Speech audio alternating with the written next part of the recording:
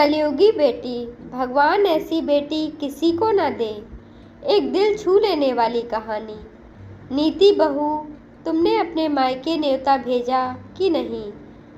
अरे तुम्हारे पहले बेटे की शादी है, अपने मायके वालों को बुलवाओ, वो भी तो देखें। जिस बेटी को उन्होंने 2 कपड़ों में भेजा था, आज वो किस शान से रह रही है। एक समय था, अपने शहर में उनका भी बड़ा नाम था, पर अब कौन उन्हें जानता होगा। ललिता जी अपनी बहू को बोल रही थी। नीति बोली, मम्मी जी, पापा मेरे प्रोफेसर थे और अभी भी कुछ पुराने लोग उन्हें जानते ही हैं। भाई दूसरे शहर में छोटी सी जॉब करता है। सारी चीज़ों की देखभाल भाभी करती हैं।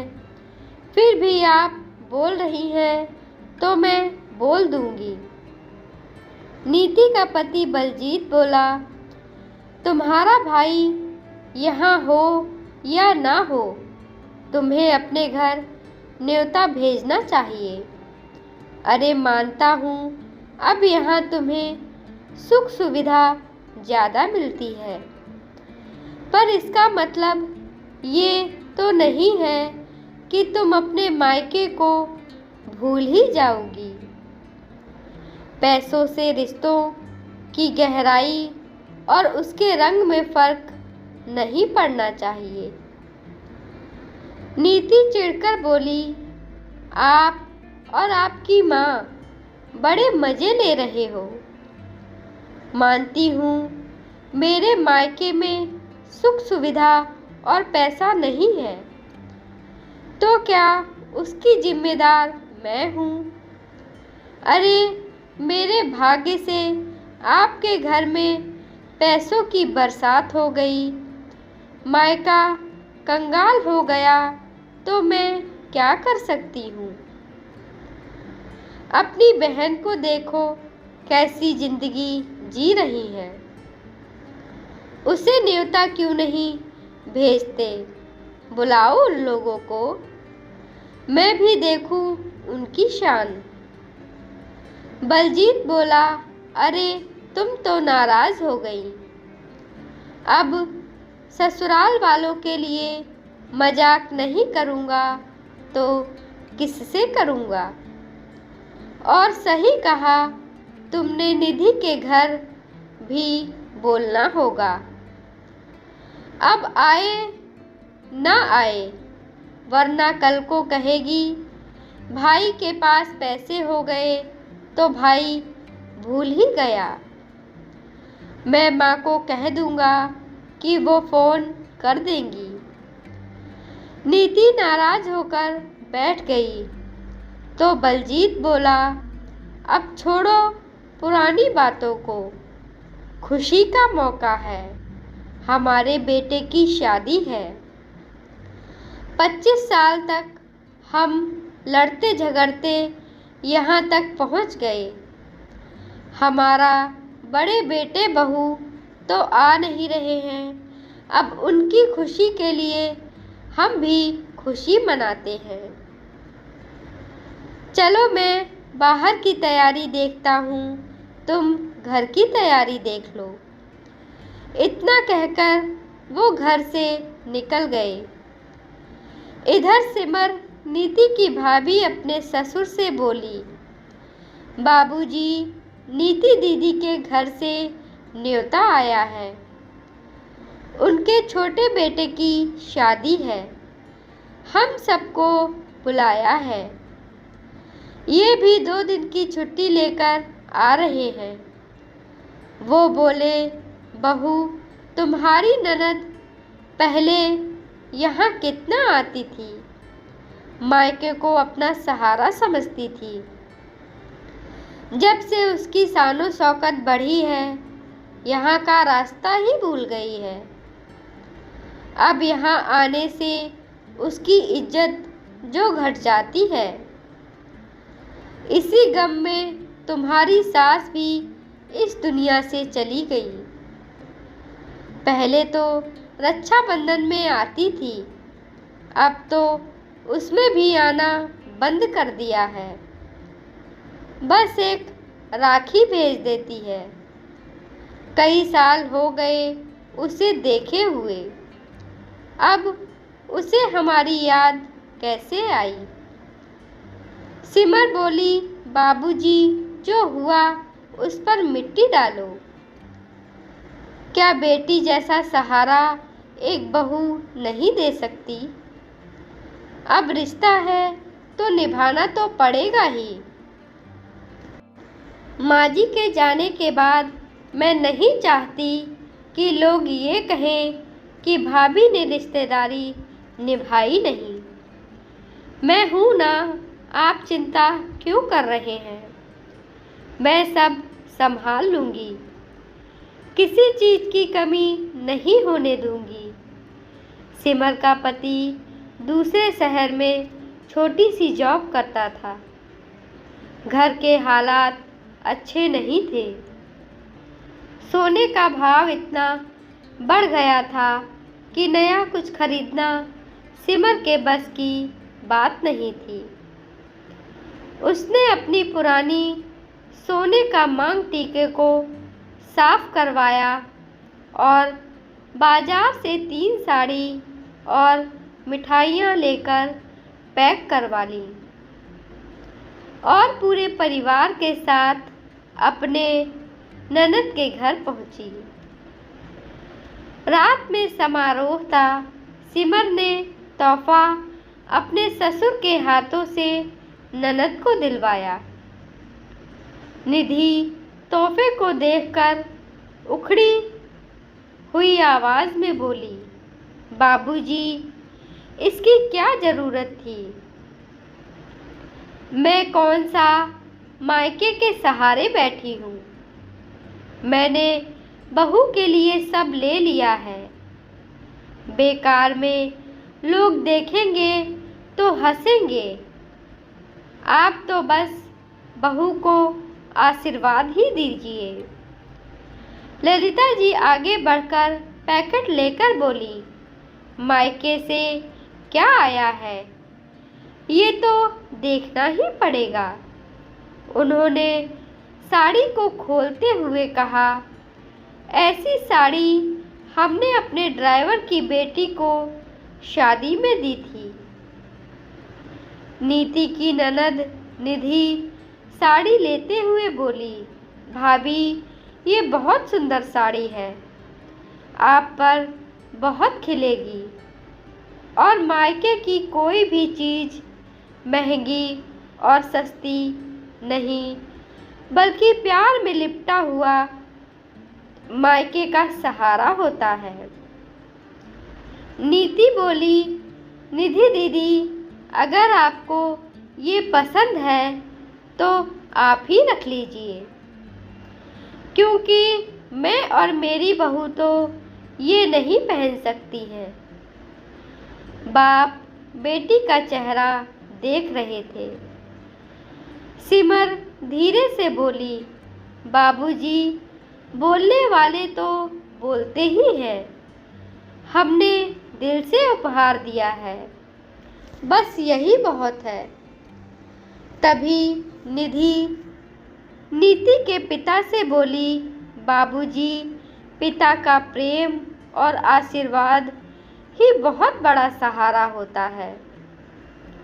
पैसा तो हाथ का मैल है, कल आपके पास था, आज इनके पास है, न जाने कल किसके पास होगा। निधि की शादी भी एक संयुक्त परिवार में हुई थी। उसके पति जनरल स्टोर की दुकान चलाते थे। कोरोना काल में उसका बहुत नुकसान हुआ, जिसके कारण विधि की माली हालत भी ठीक नहीं थी। मायके में पैसे होते हुए भी कभी भी मदद नहीं मिली और निधि के पास जितना था उसमें ही वो बहुत खुश रहती थी। सर्दी का मौसम था, चारों तरफ मेहमानों की भीड़ थी। नीति के पिता को थोड़ी सर्दी का एहसास हो रहा था, तो सिमर ने जल्दी से अपने थैले से चादर निकाली और उन्हें दी। वही बच्चे चारों तरफ खाने पीने की चीज़ों को देखकर लालायित हो रहे थे। कभी आइसक्रीम तो कभी चाट खा रहे थे। जब फोटो खिंचवाने का समय आया तो नीति की सास बोली, अरे बहू, मायके वालों को तो आगे लाओ। नीति धीरे से बोली, आपको मेरे मायके वालों से बड़ी हमदर्दी हो रही है। आप अपनी बेटी को आगे क्यों नहीं कर लेती? यहाँ मेरे जान पहचान के बहुत लोग हैं। मुझे अपनी बेइज्जती नहीं करवानी। जैसे ही नीति के पिता और भाभी के बच्चे आगे आने लगे तो नीति बोली, बाबूजी, किस जमाने का कुर्ता और ये चादर पहनकर आ गए हैं। कुछ तो मेरी इज्जत का ख्याल किया होता। फोटो में आप कैसे आएंगे? भाभी, इन बच्चों को देखो, ये ऐसे आइसक्रीम और चाट नूडल खा रहे हैं जैसे कभी खाया ही ना हो। प्लीज़ आप लोग थोड़ा पीछे रहिए ताकि तस्वीरों में ना आ सके, वरना कल को मेरा मजाक उड़ाया जाएगा। बेटी के मुंह से ऐसी बातें सुनकर प्रीता का हृदय छलनी हो गया। वो बहू से बोले, बहू, मुझे यहाँ से ले चलो, मेरा दम घुट रहा है। सिमर का पति बोला, हाँ सिमर, चलो यहाँ से, हमारे लिए कुछ भी नहीं रखा है। बेकार में अपनी बेइज्जती करवाने से क्या फ़ायदा? ऐसा समारोह हमारे लिए नहीं है। सब मौज मस्ती में लगे थे। तभी नीति की नंद निधि आई और बोली, बाबूजी, ऐसे मत जाइए, खाना खाकर जाइए। घर पहुंचने में आपको 7-8 घंटे लग जाएंगे। आप थके हारे आए हैं और ऐसे ही चले जाएंगे। यहाँ तो लोगों की आंखों पर पैसे की चमक है। दूसरों को छोड़िए, मेरी माँ ने भी पैसों का चश्मा पहन लिया है। फिर मैं अपने भाई और भाभी से सहारे की उम्मीद कैसे रख सकती हूँ? आप रुकिए, मैं रास्ते के खाने के लिए आपके लिए कुछ लेकर आती हूँ। सब जाने लगे। सिमर दोनों बच्चों का हाथ थामे थी। सिमर का पति ऑटो लेने के लिए गया। तभी वहाँ नीति आई और बोली, क्या हुआ? आपने ऐसी शादी कभी नहीं देखी होगी, इसलिए आपको यहाँ मन नहीं लग रहा होगा, तभी आप सब जा रहे हैं। सिमर बोली, ऐसी बात नहीं है दीदी, घर पहुँचते पहुँचते बहुत रात हो जाएगी, इसलिए अब हम चलते हैं। ललिता जी बोली, अरे आप लोग तो एक ही थैला लेकर आए थे जो हमारी बहू को उपहार में दे दिया। फिर जाने से पहले ये 2 थैले कैसे हो गए आपके पास? नीति भी आश्चर्य से देखने लगी तो ललिता जी बोली, अरे आपके हाथ में ये क्या है? लोग तो बेटी के घर का पानी भी नहीं पीते, आप यहाँ से क्या लेकर जा रहे हैं? निधि कुछ बोलती उससे पहले ही नीति के कुछ संबंधी मुंह दबाकर हंसने लगे। सिमर के सब्र का बांध टूट गया। उसने अपने ससुर के हाथों से थैला लेकर उसके सामने खोल दिया और बोली, ननद रानी, इतना कुछ होते हुए भी जिसका मन इतना छोटा हो, उससे भला कोई क्या ले जा सकता है। जिस इंसान ने आपको जन्म दिया उसे आपने सहारे की जगह सरेआम रुस्वा होते हुए देख रही है। नीति बोली, मैं तो बस देख रही थी, मैंने दिखाने के लिए तो नहीं बोला। वही निधि बोली, भाभी, ससुराल में मायके की इज्जत बनी रहे, ये जिम्मेदारी बेटियों की होती है। पर मैं आपसे भी क्या बोलूं, जब मेरी माँ मेरे मायके में मेरी इज्जत नहीं रहने देती तो वो बहू के मायके की इज्जत क्या करेगी। बाबूजी सिमर से बोले, बहू, अब एक पल भी अगर मैं यहाँ रुका तो मैं प्राण त्याग दूंगा, मुझे घर ले चलो। नीति बोली, ऐसा क्या कह दिया मैंने कि बेटी से बढ़कर आपके लिए बहू हो गई और आप ऐसी बातें कर रहे हैं। सिमर बोली, ननद रानी, मैं बहू होकर सहारा दे सकती हूँ, पर आप जिस माली ने हर धूप से आपको बचाया, हर पल आपका सहारा बना रहा, आज आपने उसे सरेआम रुस्वा किया। सिमर बोली, चलिए बाबूजी, मैं बहुत खुदकिस्मत हूँ कि मुझे आप जैसे पिता का साथ मिला। मायके में माता पिता तो अब रहे नहीं। मैं बहुत भाग्यवान हूँ जो आपकी सेवा करने का मुझे मौका मिला। जिसने अपने माँ बाप को ठुकराया, किस्मत कितनी देर उनके साथ रहेगी। तभी सिमर का पति आया और पूरे परिवार को अपने साथ लेकर चला गया। निधि सबके सामने नीति और अपनी माँ से बोली, आपने अपने घर में एक पिता का अपमान किया। ऊपर वाले की लाठी में आवाज़ नहीं होती, पर उसका दर्द जब मिलता है तो इंसान कुछ बोल नहीं पाता। जब आपने अपने ही पिता का सम्मान नहीं किया तो मैं तो ननद हूँ, मेरी इज्जत इस घर में क्या होगी। आज से मैं आपसे और इस घर से हर रिश्ते खत्म करती हूँ।